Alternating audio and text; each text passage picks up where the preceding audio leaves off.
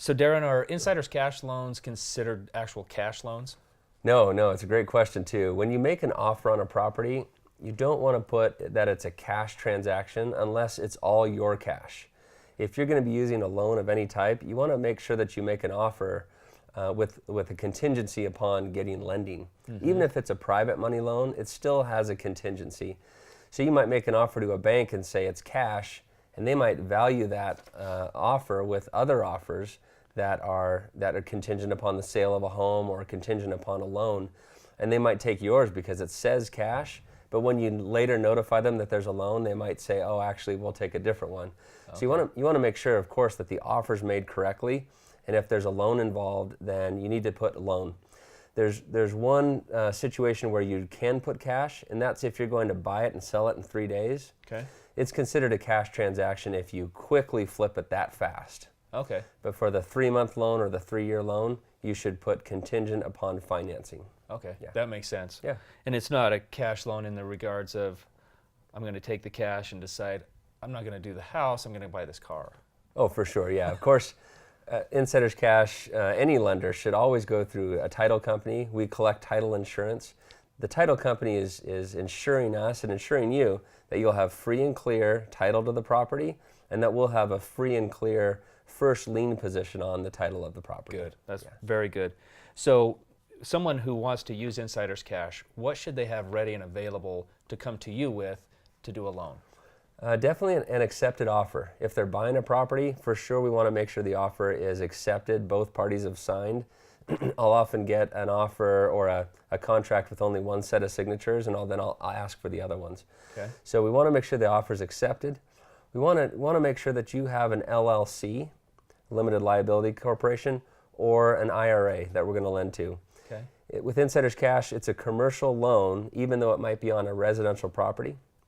So we need to be able to lend to an entity, which is an LLC or other kind of corporation, or a self-directed IRA. Okay, so you're not going to, in other words, do this in someone's personal name. Someone can't personally take a loan out from insider's cash in their own name. Correct. We only lend to entities. In addition, they'll also want to have a title company chosen. If I get a funding request, which we'll talk about in a second here, but if I get a request in with no title company chosen, I'll just send it back and say, you need to go find a title company that we can close with. Okay. Also, you want to have the valuation of your property in your hand. And I would suggest, too, that rather than letting the realtor involved in the transaction prepare a valuation, I would say go get in fact, I need a third-party valuation. And that can come either in a comparative market analysis, or CMA, or a broker price opinion, which is a BPO. Typically, realtors will provide that for free, but you might want to go to a realtor that's not involved in the transaction, that won't be getting a commission from it, to get your valuation. So you make sure you get a broad view of the market, not just the best comparable sales that realtor can find to help get the deal done. Sure, that makes sense.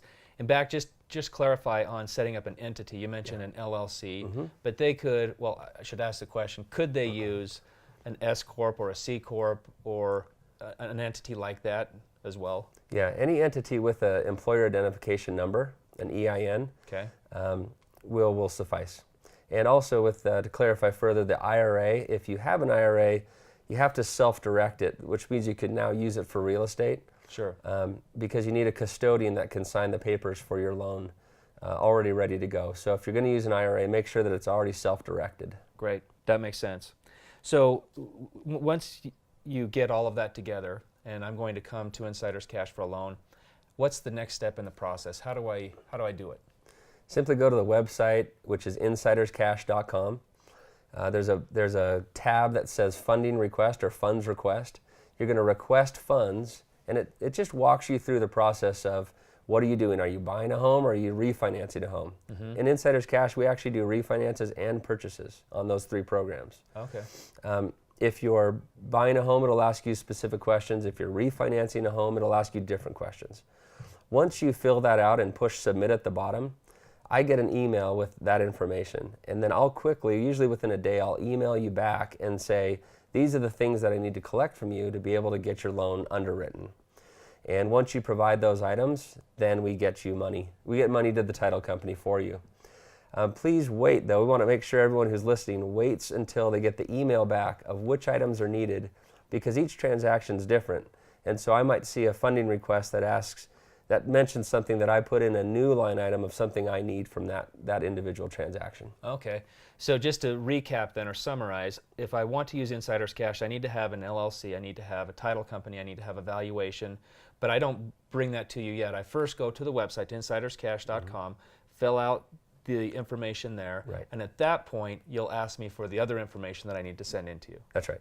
The first thing, just submit that funding request, then just have your documents ready, and we'll collect that later. Okay, perfect. Sounds simple. Yeah. Simple process. So explain to us how Insider's Cash values a property. We also check either a CMA or a BPO, or we look online and find what value we come up with. If our value matches your value, basically, then we've got a deal. If it looks like there's some issues there or more work needs to be done, we'll even sometimes request a full appraisal if we can't find a good amount of information on the property to come up with a value. Okay, and in coming up with those values, do you look at the value pre-rehab, after rehab? I mean, there are several different areas of the spectrum a property could fall in as you're looking at it. How does that work, and how do you do that value? Great question. To be able to lend nationally, we have to look at the current value of the property in the current state it's in. We simply can't do inspections and so forth on the repair of a property. So if you need a loan that will cover not only your purchase price, but the repair also, you're going to look for a different lender, not Insider's Cash. Okay. You might Google ARV, or after repair value lender, in that area of the property to find someone who will value it once it's done. A lot of times those lenders are actually the construction workers that are going to work on it, that are going to offset their payment till the work's done. Okay. So for us, though, we need to lend on the current value of the property, which means whatever you're buying it for is probably close to what it's worth. So then, as a follow-up to that, number one, you're not going to lend any funds to help someone repair or rehab a property. Right. That's right.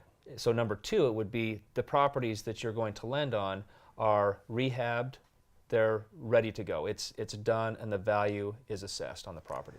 That's a great question. So on our fix and flip program, our 3-month loan, we're going to lend based on the value of the property, and on that program we lend 75% of the purchase price.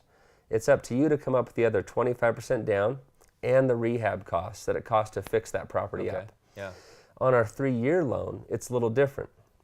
On our 3-year loan, we want you to come to us with only rented or rent-ready properties. So that loan is not set up for a fix and then rent. Yeah. If you want to fix up a property, you'd go under our 3-month loan, or fix it up on your own and then come to us when it's fixed up, ready to rent out for our 3-year loan. Okay, good.